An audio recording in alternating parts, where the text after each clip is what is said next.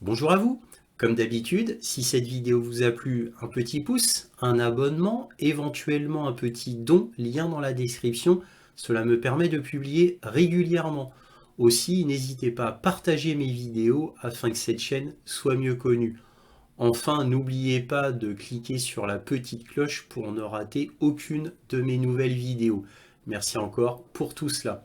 Donc là, c'est le point sur l'Ukraine du 19 avril 2025. Et qu'apprend-on? On apprend que Marco Rubio, qui était très attendu en France et qui a rencontré Macron, bien évidemment, pour la question ukrainienne, eh bien, on apprend que ce Rubio-là a donné un certain désespoir à l'Union européenne et particulièrement à Macron, bien entendu, quand il a divulgué au grand public, bon, après cette réunion en France, que si les négociations n'avançaient pas, eh bien que les États-Unis se retireraient des négociations concernant l'Ukraine. Alors évidemment, Macron et puis on peut dire Starmer et toute la clique de l'Union européenne qui comptait énormément sur le président français pour enfin faire en sorte que les États-Unis soient réunis entre guillemets avec l'Union européenne pour régler cette affaire ukrainienne.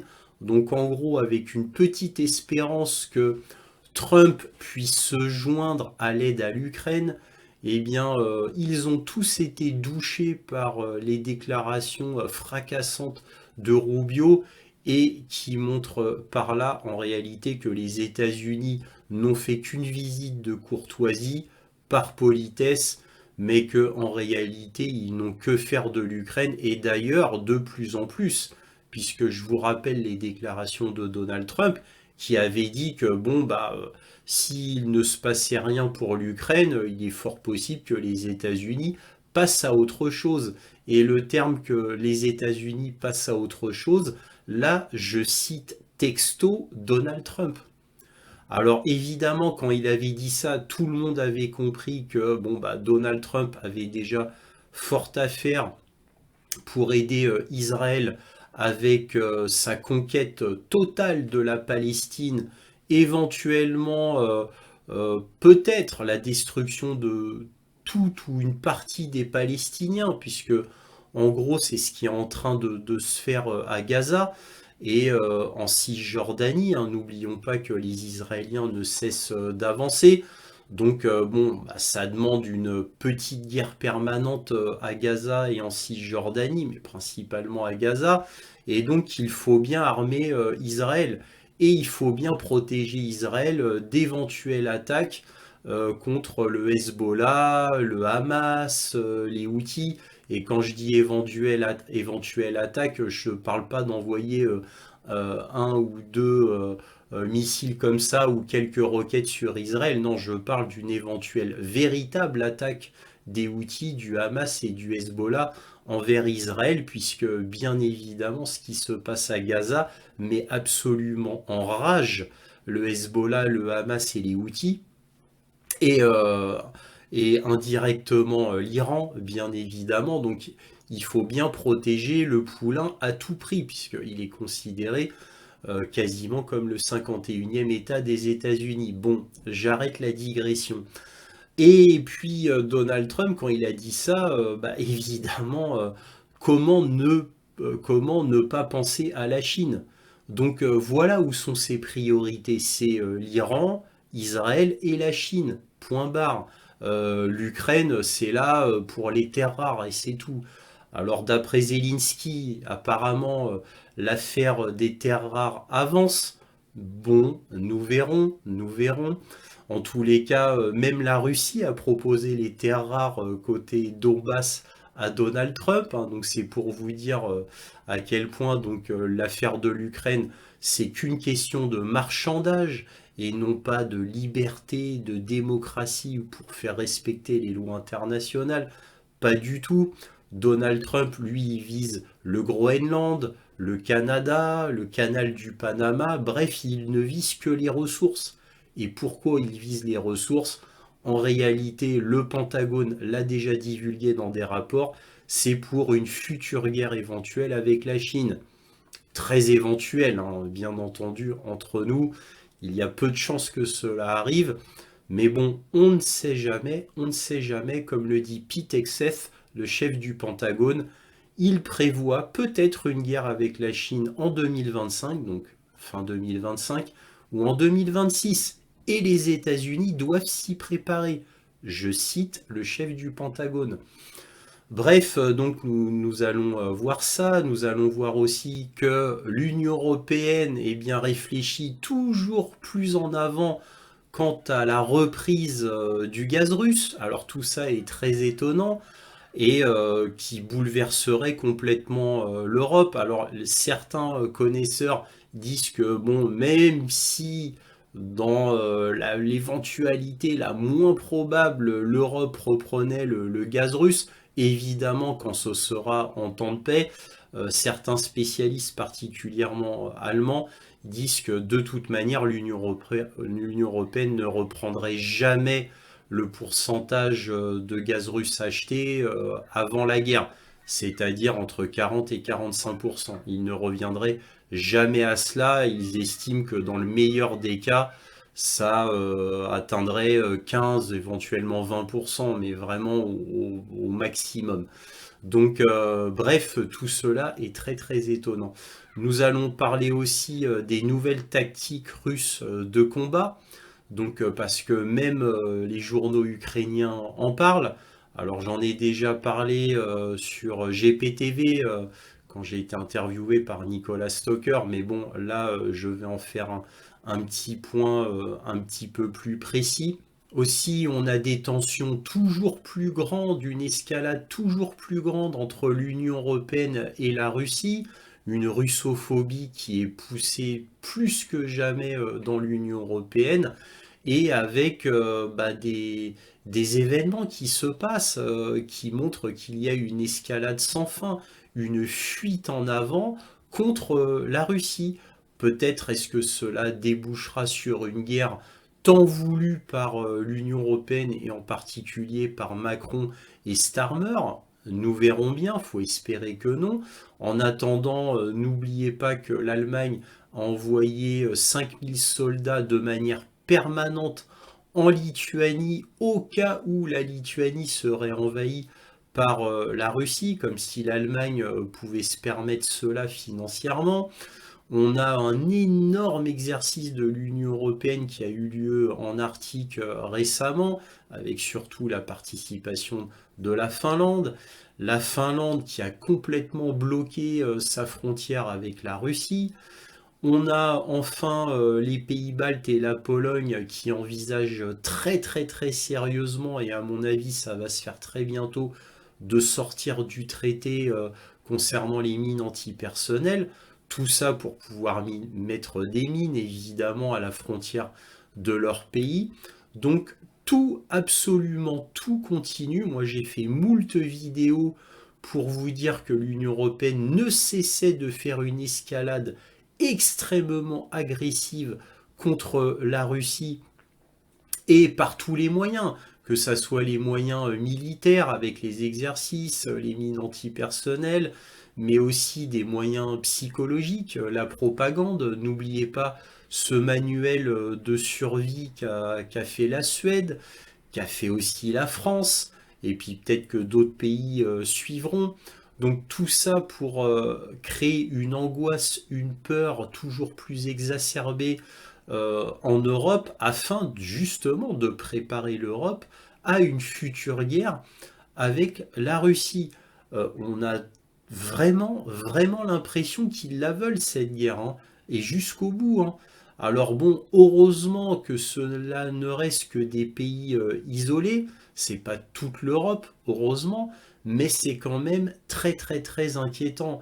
Et d'ailleurs, J.D. Vance a prévenu l'Union européenne qu'il fallait qu'il se calme à ce niveau-là.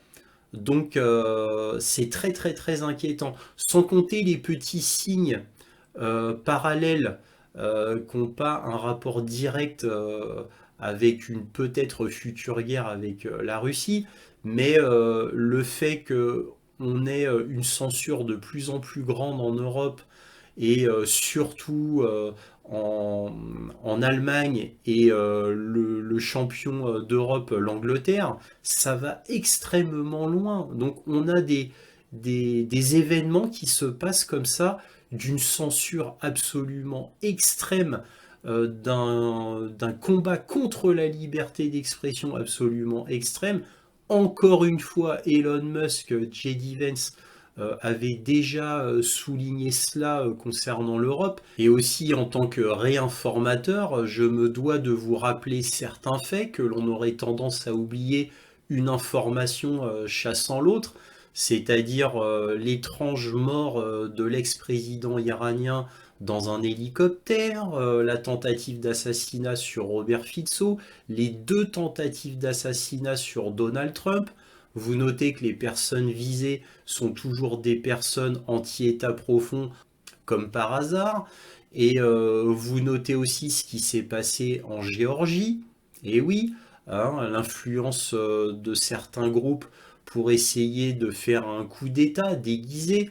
Hein, bon, en Géorgie, cela a raté, mais cela a réussi en Moldavie, cela a réussi en Roumanie, évidemment, et puis d'autres pays certainement suivront. Hein. N'oublions pas les paroles terribles de Thierry Breton sur RMC où il disait que ce qui s'est passé en Roumanie, bah, c'était l'Union européenne qui était intervenue et l'Union européenne n'hésiterait pas à intervenir pour des futures élections en Allemagne si l'AfD passait.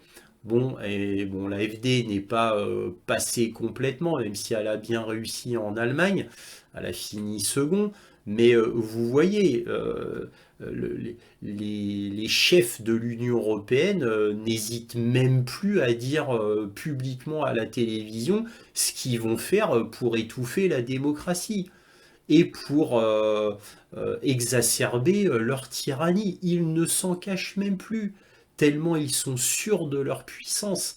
Et oui, ça y est, pendant toutes ces décennies, ils ont mis leurs sbires dans toutes les strates de la société, donc maintenant ils n'ont plus besoin de se cacher.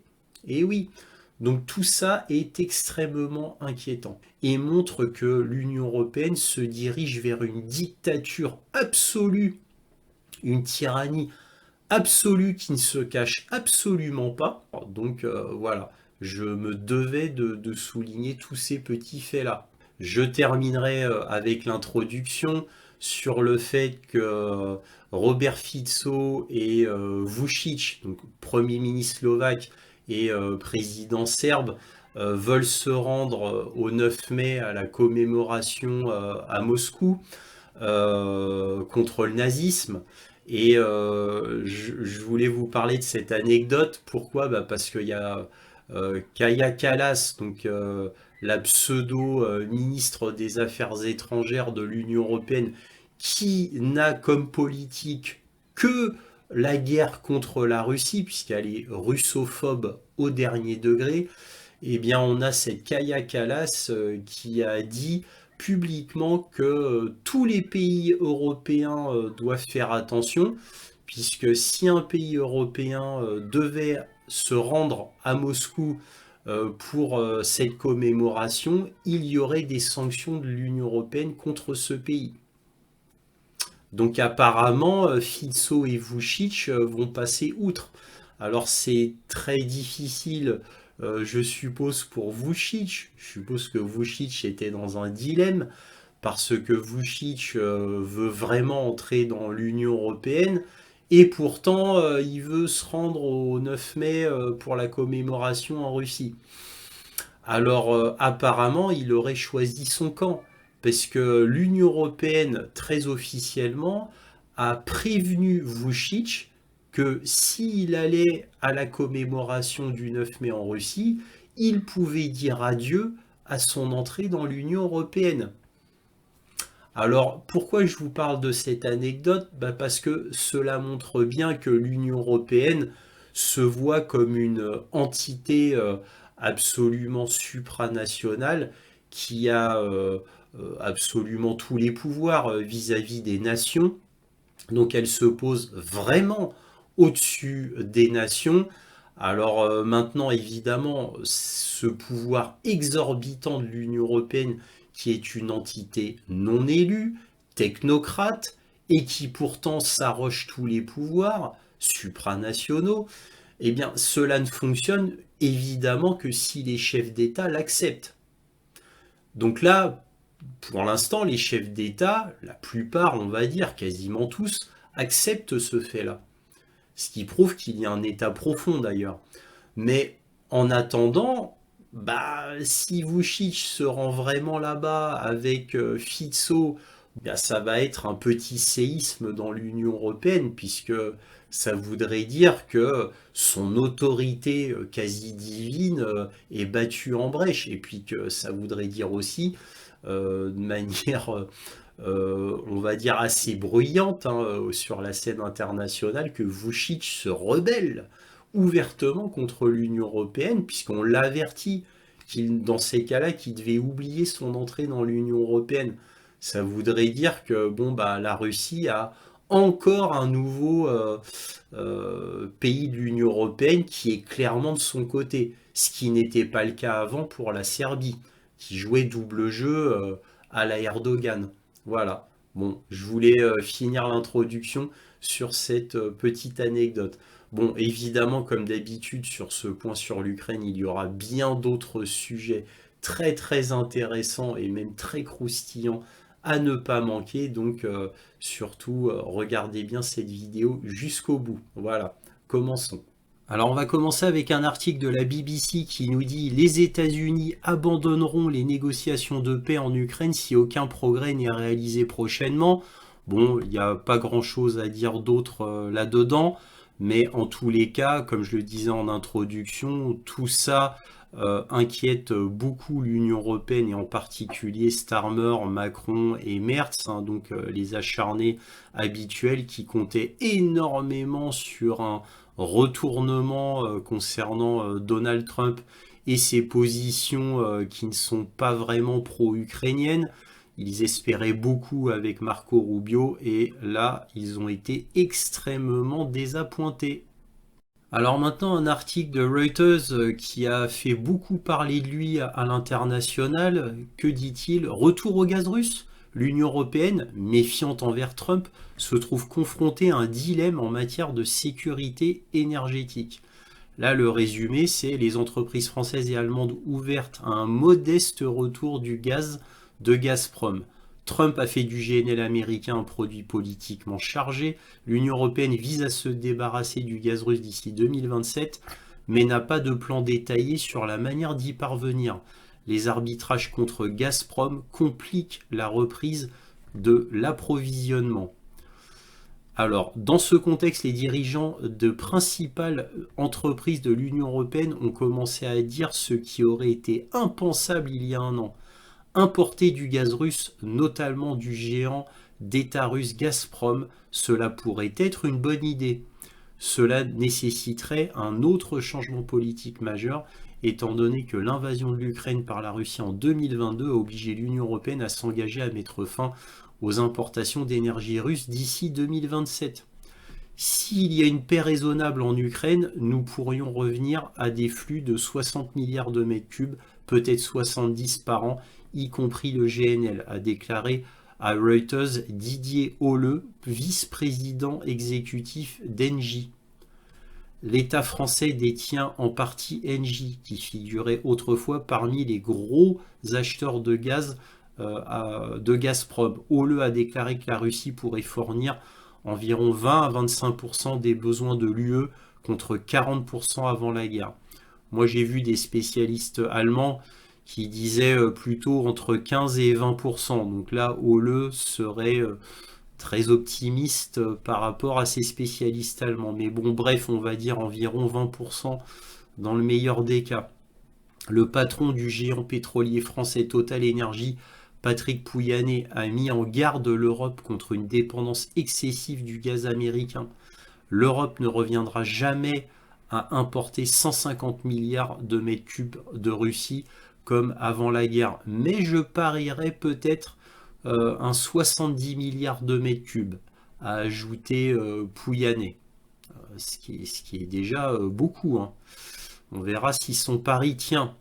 Et là, ce qui est intéressant, on peut voir ici la réouverture des pipelines réduirait les prix plus que n'importe quel programme de subvention, a-t-il déclaré. Là, on parle d'un grand industriel chimique allemand qui dit cela. C'est un sujet tabou, a ajouté M. Guenter, affirmant que de nombreux collègues étaient d'accord sur la nécessité de revenir au gaz russe. Près d'un tiers des Allemands ont voté pour des partis amis de la Russie lors des élections fédérales de février. Et là, vous voyez, on finira sur un camembert intéressant, c'est-à-dire les pays qui participent à la fourniture de gaz à l'Union européenne. Et là, on voit que le pays qui donne le plus à l'Union européenne, c'est la Norvège. Ensuite, les États-Unis, on a l'Algérie. Mais en réalité, en troisième position, on a la Russie, puisque là, on nous mélange le gaz naturel et le gaz GNL. Et concernant le gaz russe, tout ça, ça fait 18%. Donc en réalité, si on ne fait pas le distinguo entre le gaz naturel et le LNG, eh bien en réalité, c'est le gaz russe qui arrive en deuxième position, et non pas les États-Unis. Voilà, bon, bref, là, ce tableau est très intéressant pour savoir qui fournit en gaz l'Union européenne et en pourcentage. Donc voilà, j'ai trouvé que c'était très intéressant. Alors concernant les nouvelles tactiques russes de combat en Ukraine, on va regarder deux articles. Bon, on va aller très vite pour Forbes qui nous dit de nouvelles tactiques de drones ont scellé la victoire russe à Koursk. Mais on va surtout regarder cet article-ci de The New Voice of Ukraine, donc un grand journal ukrainien qui est beaucoup plus précis et qui nous dit la Russie combine les tactiques soviétiques avec des drones pour repousser l'Ukraine.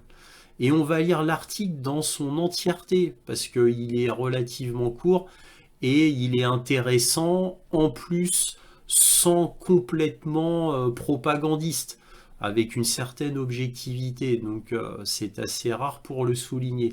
Les forces russes gagnent du terrain en Ukraine en combinant la force brute de style soviétique avec des tactiques modernes de drones et d'artillerie, créant un effet boule de neige implacable qui pousse les troupes ukrainiennes à se retirer, a rapporté le Wall Street Journal le 13 avril.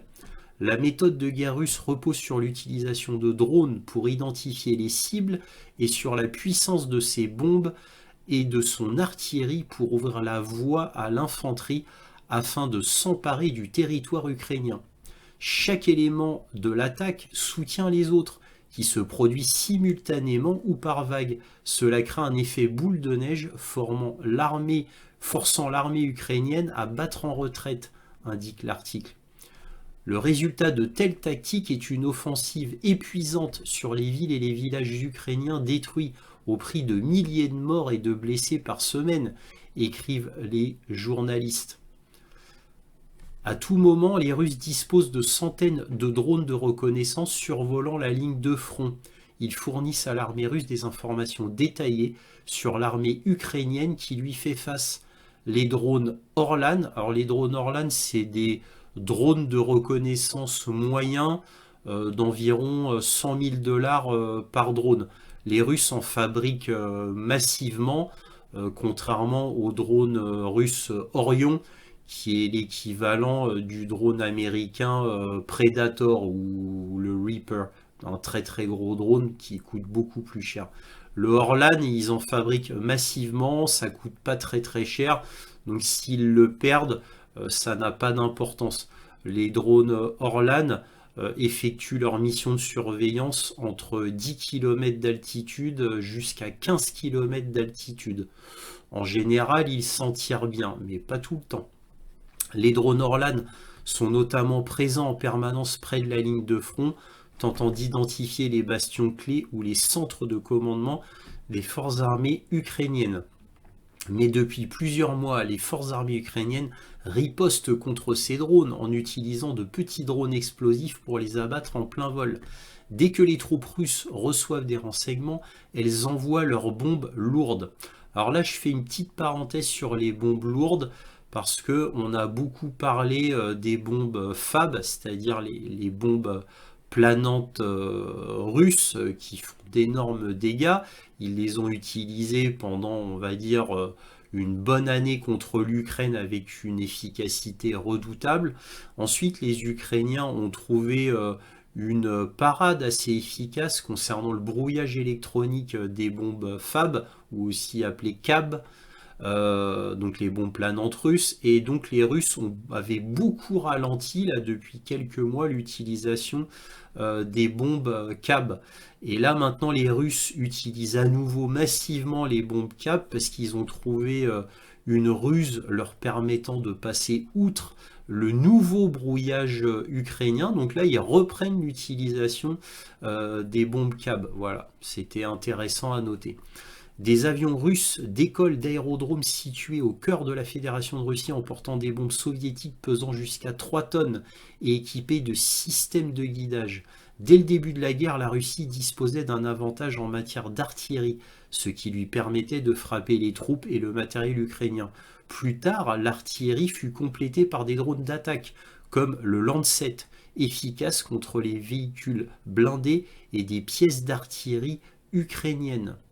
Les forces russes utilisent de petits drones d'attaque rapide qui peuvent neutraliser tous les types de véhicules.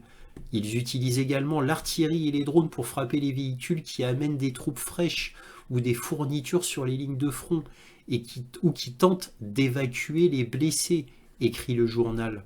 En terrain découvert, les commandants russes envoient souvent des soldats sur le front ukrainien à bord de petits véhicules rapides, comme des motos ou aussi des quads. Ils foncent avec pour objectif principal de survivre suffisamment longtemps pour repérer les positions des soldats ukrainiens qui tirent sur eux pour les arrêter. L'artillerie russe peut alors cibler les Ukrainiens. Donc vous avez vu, donc ils envoient des motos avec des soldats russes dessus. Parfois ils mettent 2 personnes sur les motocross, une personne qui conduit et une personne à l'arrière avec un fusil à pompe pour pouvoir se protéger contre les drones. Alors c'est pas la majorité des équipages par moto qui font ça, mais pour les missions les plus délicates, ils mettent donc ces 2 personnes, un conducteur, un tireur, afin que la mission soit, on va dire, plus avec succès que sans un protecteur, un tireur avec un fusil à pompe. C'est assez malin. Et pour les missions toujours les plus délicates, ils les font de nuit avec des vélos électriques pour ne pas faire de bruit et même des véhicules de golf électriques. Alors ça a fait sujet de beaucoup de moqueries contre les Russes, mais les véhicules de golf lancés à fond au maximum, évidemment trafiqués avant, bon, eux ils s'en servent que pour l'aller et ils ne s'en servent pas pour le retour comme les motocross, hein, c'est juste pour un aller, c'est-à-dire ils vont là au point où ils doivent aller en moto ou peu importe comment, quelquefois la nuit pour les opérations les plus délicates avec des véhicules électriques, et cela leur permet, le fait qu'il n'y ait plus de bruit, cela leur permet de réussir mieux leur mission. Et je le répète, ils laissent leur matériel sur place. Hein, le retour, ils le font en général en véhicule blindé, puisque quand ils réussissent leur mission, il n'y a plus d'Ukrainiens, il y a plus de menaces. Donc ils font un retour en véhicule blindé. Donc ils laissent leur moto ou leur vélo électrique sur place en général. Je continue. Dans les villes, l'infanterie russe mène des attaques impitoyables. Elle est souvent déployée par trois soldats courent entre les bâtiments sous le feu des mortiers et des drones explosifs ukrainiens. Et voilà. Donc voilà ce qu'on pouvait dire sur la nouvelle tactique russe qui est très très très adaptable, et on pourrait ajouter aussi chose qui est très intéressante, c'est que la hiérarchie russe a été énormément changée concernant le militaire. Donc en réalité, le changement de tactique a été amené grâce à cette guerre en Ukraine qui a rendu, on va dire, l'armée russe beaucoup plus démocratique, si vous permettez l'expression. C'est-à-dire des soldats qui peuvent directement contacter les généraux sans passer par toute une hiérarchie sclérosante et voire même handicapante. Donc tout ça a été changé il y a longtemps par Vladimir Poutine. Et cette démocratisation, entre guillemets, hein, de l'armée russe, cette adaptabilité très fluide et extrêmement importante, comme par exemple l'opération Potok à Koursk, qui a permis ce succès pour reprendre les territoires conquis par les Ukrainiens à Koursk. Eh bien, cette opération russe, c'était un commandant russe qui a eu cette idée et qui l'a immédiatement appliquée à Koursk. Et alors que bon, bah, le commandement central n'était pas averti de cette opération-là. Mais ils l'ont fait quand même, voilà. Et ça a eu un franc succès. Et Moscou encourage ce genre d'initiative. Voilà, donc l'opération Potok, en vidant un gazoduc de son gaz, a permis de prendre les forces ukrainiennes à l'arrière et d'avoir une victoire totale dans l'oblast de Kursk. Donc vous voyez, tout cela permet une force stratégique très supérieure par rapport aux Ukrainiens. Alors là, je vais reparler de la frappe russe à Soumy avec deux Iskander M qui a fait un scandale en Occident. Je vous en avais déjà parlé dans le dernier point sur l'Ukraine, mais uniquement à l'oral avec les informations que j'avais eues du ministère de la Défense russe. Là maintenant, c'est repris par des grands médias. Alors évidemment, quand je dis des grands médias, pas les grands médias occidentaux, hein, mais bon, les autres grands médias du monde, par exemple le journal turc Anadolu Ajansi, qui dit la Russie affirme avoir frappé une réunion d'officiers ukrainiens à Soumy. Le ministère de la Défense accuse Kiev d'utiliser des personnes comme boucliers humains. Vous voyez, c'est exactement ce que je vous avais dit dans le précédent point sur l'Ukraine, sauf que les informations que j'avais eues du ministère de la Défense russe maintenant sont dans les grands médias. Donc là, on nous dit que la frappe à Soumy avait tué 34 personnes et blessé 119 autres, bon, etc. On sait que c'est deux Iskander M, voilà. Et là, le ministre russe de la Défense dit et affirme que plus de 60 militaires ukrainiens avaient été tués et accusant Kiev d'utiliser sa population comme bouclier humain. Elle a également accusé l'Ukraine d'avoir, le ministère de la Défense hein, évidemment, d'avoir placé des installations militaires et d'avoir organisé des événements impliquant du personnel militaire au centre d'une ville densément peuplée. Les autorités ukrainiennes n'ont pas immédiatement commenté les affirmations de la Russie. Et là, on va voir un télégramme de Mariana Bezouglaya, donc la députée de la Rada ukrainienne, qui, encore une fois, pour la énième fois, nous donne la vérité. Et on va voir ça tout de suite. Alors voici le message télégramme de Mariana Bezouglaya, donc la députée de la Rada, qui nous dit « Le Washington Post a publié un article racontant l'histoire d'un militaire ukrainien qui, le jour où les Russes ont frappé le centre de Soumy, était présent à une cérémonie de remise de prix et se trouvait au sous-sol d'un bâtiment universitaire lorsque des missiles russes ont attaqué la ville. Il y a eu une remise de prix militaire au sous-sol d'un bâtiment universitaire. » D'accord ? Alexander, 38 ans, militaire de la 117e brigade, a déclaré que lui et ses collègues se trouvaient dans un abri et attendaient le signal pour annuler l'alerte aérienne.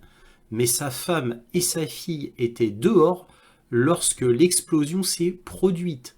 En conséquence, une fillette de 6 ans a été blessée par des éclats d'obus et est actuellement soigné à l'hôpital. Bon, c'est des éclats de missiles.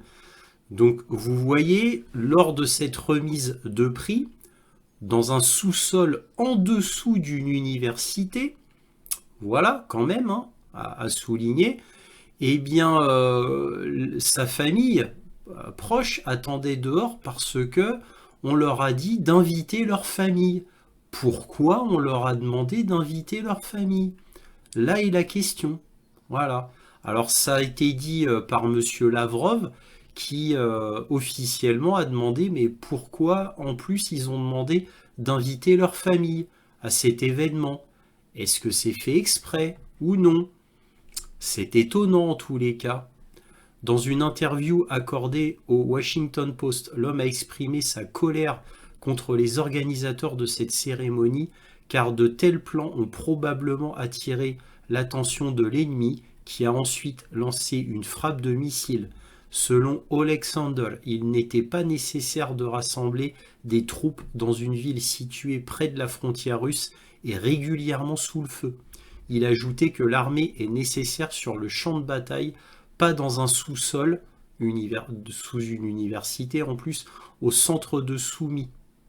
En outre, le défenseur ukrainien a admis avoir été convoqué à la cérémonie depuis la région de Belgorod où les forces armées ukrainiennes occupaient certains territoires russes. Donc en plus, il a dû abandonner le front à Belgorod pour aller à cette cérémonie.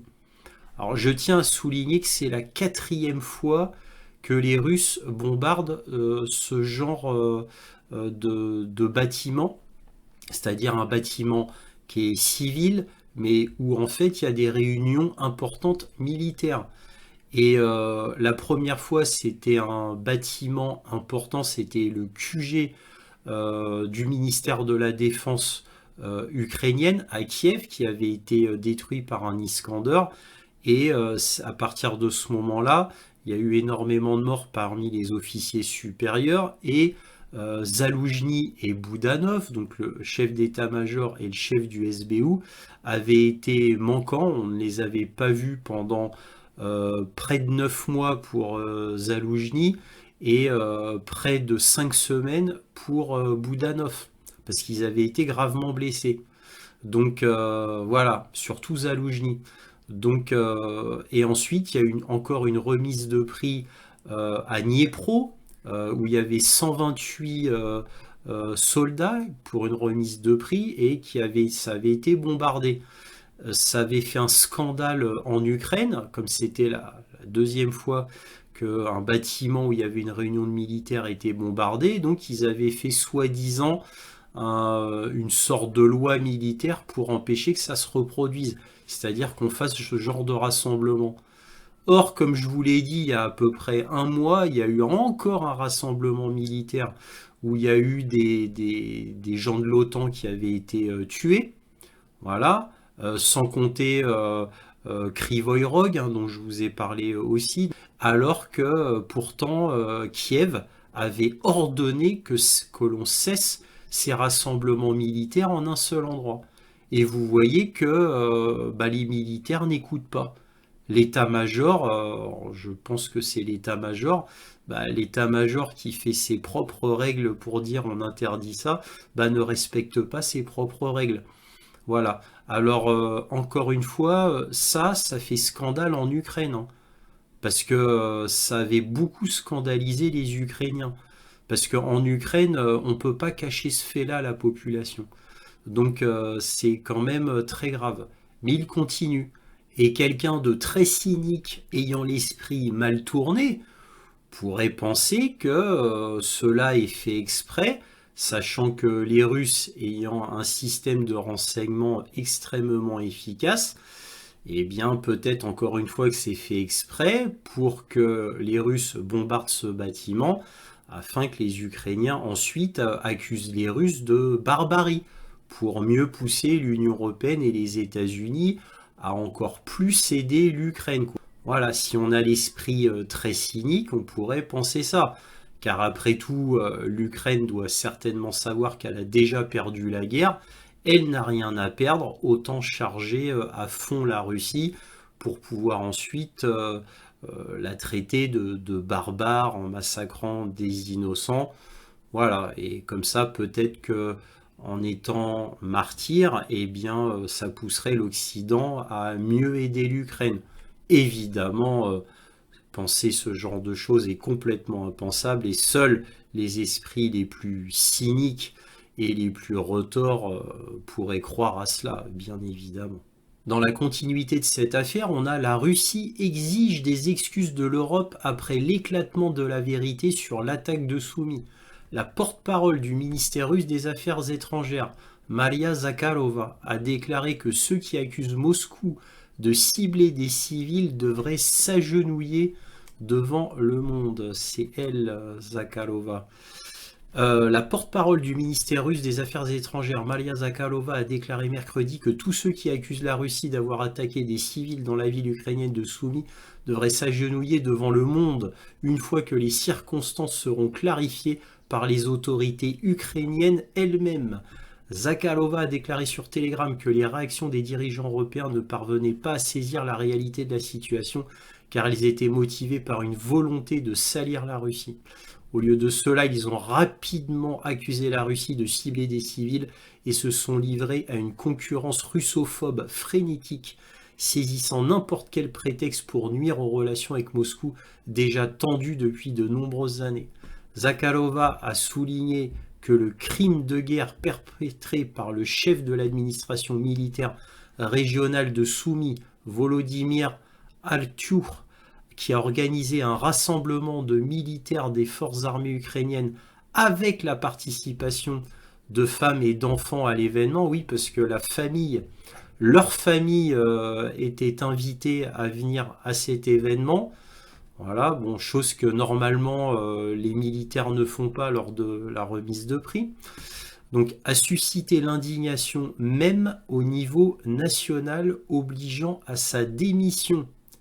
Et oui, c'est ce que je vous avais dit, et là, dans les journaux ukrainiens, on en parle, hein. C'est-à-dire que ça a fait scandale pour la énième fois en Ukraine. Donc là, il est obligé de démissionner. Lorsque le rassemblement de militants a été éliminé, ils se sont empressés d'accuser la Russie. Pourtant, lorsqu'il est devenu évident que les autorités exploitaient intentionnellement des enfants et des femmes pour protéger des criminels, le silence s'est installé, a-t-elle déclaré, ajoutant que logiquement, suite à ces révélations et à ces démissions, il devrait s'incliner devant le monde entier. Voilà. Bon, avec ce que je vous ai montré, Mariana Bezoglaya, le fait que c'est la 4e fois que ça se reproduit, tout du moins c'était la 3 fois d'affilée des remises de prix à chaque fois. Voilà, sauf pour la première fois, effectivement, c'est étonnant qu'ils aient continué à faire cela, alors que pourtant, je vous avais souligné dans les points sur l'Ukraine que Kiev avait dit qu'ils arrêtaient de faire ce genre de rassemblement en un même bâtiment, justement pour éviter que d'autres tragédies arrivent. Ben, vous voyez, comme je vous l'ai déjà dit précédemment, ils continuent malgré tout. Peut-être est-ce fait exprès. Et en plus sous une université, hein, pour ce coup-là. Voilà. Pour vous montrer de quoi est capable Kiev, on a The Grey Zone, le plus grand journal dissident américain, au 24 mars. Et là, qu'est-ce qu'on a au 24 mars? On a l'Ukraine coupable de violation des droits de l'homme dans le massacre des syndicalistes à Odessa en 2014, selon la Cour européenne des droits de l'homme. Voilà, le tribunal a condamné les autorités ukrainiennes pour ne pas avoir empêché un massacre donc enflammé. C'est un incendie en 2014 au cours duquel des dizaines de militants anti-nazis ont été brûlés vifs. Donc des Ukrainiens anti-Maïdan qui étaient contre le coup d'État 2014. Mais la partialité politique des juges a fait que les victimes ont été implicitement blâmées pour leur sort au début, hein. Voilà. Et leurs familles ont reçu une indemnité dérisoire de 15 000 euros. Et après, ça a changé. La Cour européenne des droits de l'homme a jugé le gouvernement ukrainien coupable de violation des droits de l'homme lors du massacre d'Odessa du 2 mai 2014, au cours duquel des dizaines de manifestants russophones ukrainiens, russophones, ont été forcés de pénétrer dans la maison des syndicats de la ville et brûlés vifs par des voyous nationalistes, donc des néo-nazis, invoquant l'incapacité des autorités compétentes à faire tout ce que l'on pouvait raisonnablement attendre d'elles pour prévenir les violences à Odessa. La Cour a statué à l'unanimité que l'Ukraine avait violé l'article 2 de la Convention européenne des droits de l'homme qui garantit le droit à la vie. Les juges ont également condamné l'incapacité du gouvernement ukrainien à mettre fin aux violences après leur déclenchement, à assurer un sauvetage rapide des personnes prises au piège dans l'incendie et à ouvrir et mener une enquête effective sur les événements. 42 personnes ont péri dans cet incendie qui marque la fin sanglante de la soi-disant révolution de Maïdan, qui a vu le président ukrainien démocratiquement élu destitué par un coup d'État soutenu par l'Occident en 2014. Alors que des dizaines de militants anti-Maïdan brûlaient vifs, la CEDH a constaté que le déploiement des camions de pompiers sur le site avait été délibérément retardé de 40 minutes, même si la caserne de pompiers locale se trouvait à seulement 1 km. En fin de compte, l'instance judiciaire a conclu que rien n'indiquait que les autorités ukrainiennes avaient fait tout ce qu'on pouvait raisonnablement attendre d'elles pour éviter les violences. Les autorités de Kiev ont-elles déclaré n'ont déployé aucun effort pour empêcher les escarmouches entre militants pro et anti-Maïdan qui ont conduit à l'incendie meurtrier, alors même qu'elles savaient à l'avance que de tels affrontements étaient susceptibles d'éclater. Leur négligence a dépassé une simple erreur de jugement ou une imprudence. Vous voyez que la CEDH se réveille que maintenant, 24 mars 2025. L'événement a eu lieu en 2014, le 2 mai 2014. Et il n'y a que maintenant qu'il se réveille. Vous voyez, la vérité finit toujours par arriver. Hein. C'est comme qui a déclenché la guerre du Vietnam, c'était les Américains. Qui a déclenché la guerre en Irak, c'était les Américains. Voilà. Qui a déclenché la guerre de Yougoslavie, c'était les Américains avec les Européens. Voilà. Et la Libye, le Yémen, le Soudan, etc., etc. C'est toujours la même chose. Bon, là, ça n'a rien à voir. C'est pas comment dire, les Américains comme d'habitude. Là, c'est les Ukrainiens. Mais les Ukrainiens, faut pas oublier que le gouvernement est plein de néo-nazis et principalement du bataillon Azov et de la faction Stepan Bandera. Il ne faut jamais l'oublier, et un petit peu du secteur droit, private sector. Donc rien n'est étonnant. Hein. N'oublions pas que c'est les néo-nazis qui ont pris le gouvernement en 2014, hein, principalement, et c'était le bataillon Azov en majorité. Faut se rappeler de tous ces événements-là, hein, et qui ont été mis en place, hein, ces néo-nazis ont été mis en place, par contre, par les Américains eux-mêmes directement, via l'ambassadeur américain à Kiev à ce moment-là, Jeffrey Payat, et Victoria Nuland. Hein. C'était eux, les petites mains, qu'on créé le coup d'État à Kiev en 2014. Il ne faut jamais oublier cela. Et n'oublions jamais ce fameux article d'Amnesty International du 4 août 2022 que je vous avais montré à l'époque sur un point sur l'Ukraine qui n'est maintenant visible que sur ma chaîne Odyssée. Et vous ne pouvez pas rater ma vidéo de l'époque, puisque j'avais mis dans le titre Amnesty International accuse l'Ukraine d'utiliser sa population comme bouclier humain. Donc voilà, c'est toujours visible sur ma chaîne Odyssée. Bref, que disait Amnesty International, qui lui a valu bien des déboires des États-Unis et de l'Union européenne, qui ont ensuite accusé Amnesty de se décrédibiliser en publiant un pareil article. Et bien donc on lit en titre: Ukraine, les tactiques de combat ukrainiennes mettent en danger les civils, bases militaires installées dans des zones résidentielles, notamment des écoles et des hôpitaux, attaques lancées depuis des zones civiles peuplées. Voilà, donc tout cela pour vous montrer que malheureusement pour Kiev, eh bien Kiev a un énorme historique d'opérations sous faux drapeau et d'utiliser sa population comme bouclier humain, voire même d'avoir tiré sur sa propre population, comme je vous l'avais montré il y a de cela bien longtemps avec un article du New York Times que je vais vous montrer tout de suite. Voilà l'article du New York Times. Donc là, c'était le marché de Donetsk. Vous voyez les gens qui regardent le missile arriver qui va leur tomber dessus. Vous voyez?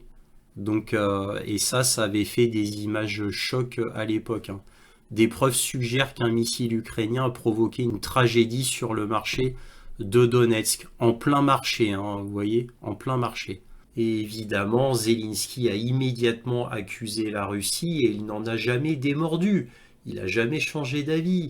C'est comme le missile S-300 ukrainien qui est tombé en Pologne sur un tracteur polonais tuant 2 paysans, polonais donc, et alors que le Pentagone avait dit juste après que c'était bien Kiev qui avait fait ça, accidentellement bien sûr, Zelensky a accusé la Russie pour le S-300 tombé en Pologne tuant 2 Polonais.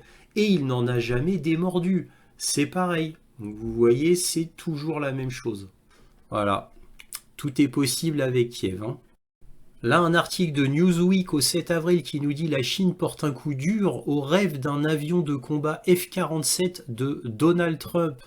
Et oui, le futur avion de 6e génération de Donald Trump.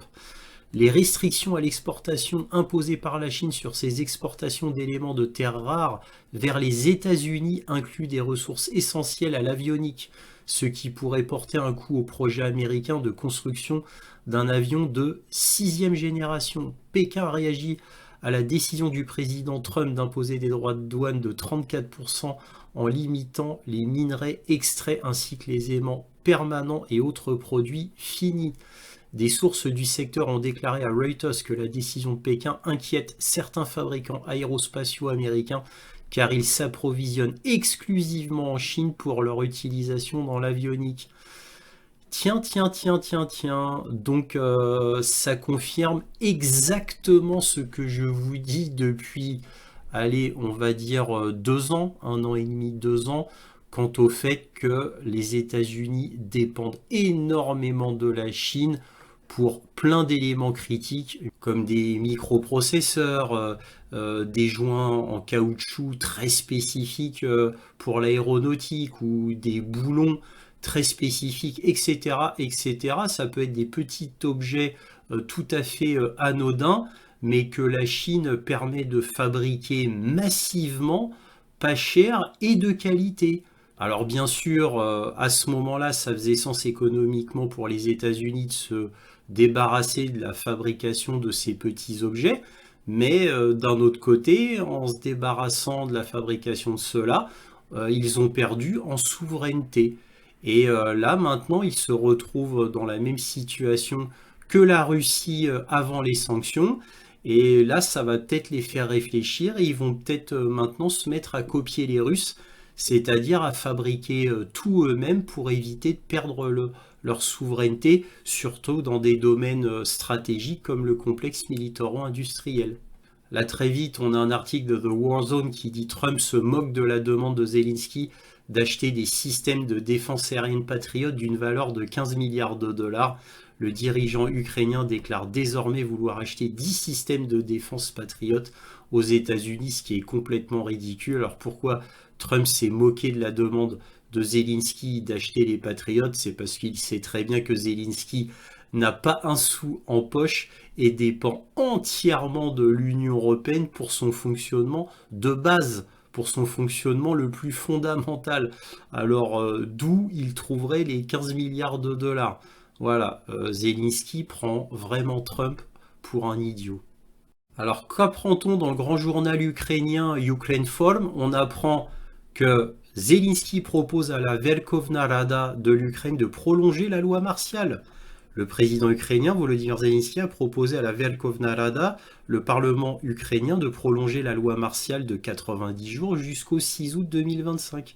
Selon un projet de loi déposé mardi. Dans un autre projet de loi, il propose aux députés de prolonger la période de mobilisation générale. Et oui, le fait de faire tout cela, ben, ça permet d'esquiver la question sur l'illégalité de sa présidence. Car officiellement, normalement, je dis bien normalement, il n'est plus président de l'Ukraine depuis mai 2024, le 27 mai 2024. Voilà, c'est pour ça que Zelensky est en train de se débattre pour prolonger son pseudo-mandat présidentiel en faisant en sorte qu'il y ait un état de guerre permanent, d'où la loi martiale. Il est malin, Zelensky. Là, on a NDTV World qui nous dit que les Ukrainiens ont créé un nouveau drone qui pourra avoir une portée de 2000 km avec une charge utile de 250 kg. Voilà, donc ils viennent de faire un prototype viable. Maintenant, ils n'ont plus qu'à le produire massivement. S'ils arrivent à le produire massivement, effectivement, là, ça ferait mal à la Russie parce que une portée de 2000 km avec une charge de 250 kg, eh bien, c'est assez impressionnant. Avant, pour faire à peu près cela, il leur fallait les fameux ULM A22 qu'ils avaient utilisés sur une usine de fibre optique en Russie, hein, qui peut aller loin et qui a une grosse charge explosive. Donc là, le fait de faire un vrai drone comme ça au lieu d'un ULM, ce serait une vraie avancée. Il ne manque plus qu'à le faire de manière massive. Encore une fois, s'ils y arrivent avec l'aide de l'Occident, bien évidemment, pour la production, eh bien, ça ferait un coup dur à la Russie parce que 2000 km de portée, ça ferait très mal à la Russie même. Bref, nous verrons bien. Et on finit avec un article de Reuters qui nous dit: la Grande-Bretagne envoie à l'Ukraine la deuxième partie d'un prêt de guerre de 3 milliards de dollars. Eh bien, j'ai envie de vous dire, c'est absolument terrible comme décision, mais très habituelle pour la Grande-Bretagne. La Grande-Bretagne ne pense qu'à l'Ukraine quand vous lisez les journaux. À chaque fois que Starmer intervient, c'est pour parler de l'Ukraine. Ça en devient vraiment désolant pour la Grande-Bretagne et terrible pour les Anglais, puisque évidemment en Angleterre on souffre énormément de la politique de Starmer et de la politique des premiers ministres précédents d'ailleurs, hein, mais particulièrement de Starmer qui donne tout, absolument tout à l'Ukraine. Donc il est prêt à endetter le Royaume-Uni au maximum pour prêter, donner même l'argent à l'Ukraine. Donc évidemment c'est absolument terrible, ça fait un énorme scandale au Royaume-Uni, ce que fait Starmer, puisqu'il ne pense encore une fois, je le répète, qu'à l'Ukraine. Ça nous rappelle la Kaya Kallas, la pseudo-ministre des Affaires étrangères de l'Union européenne, qui est obsédée par l'Ukraine pour aider l'Ukraine et qui est russophobe au dernier degré, qui déteste la Russie à fond et qui met sa politique en œuvre uniquement pour contrer la Russie et uniquement pour cela, pas pour autre chose. Donc c'est absolument terrible, vraiment terrible, mais on ne peut rien y faire. C'est comme ça. Si cette vidéo vous a plu, un petit pouce, un abonnement, éventuellement un petit don, lien dans la description. N'hésitez pas à partager mes vidéos afin que cette chaîne soit mieux connue. Merci à tous pour tout cela et toujours, soyez curieux.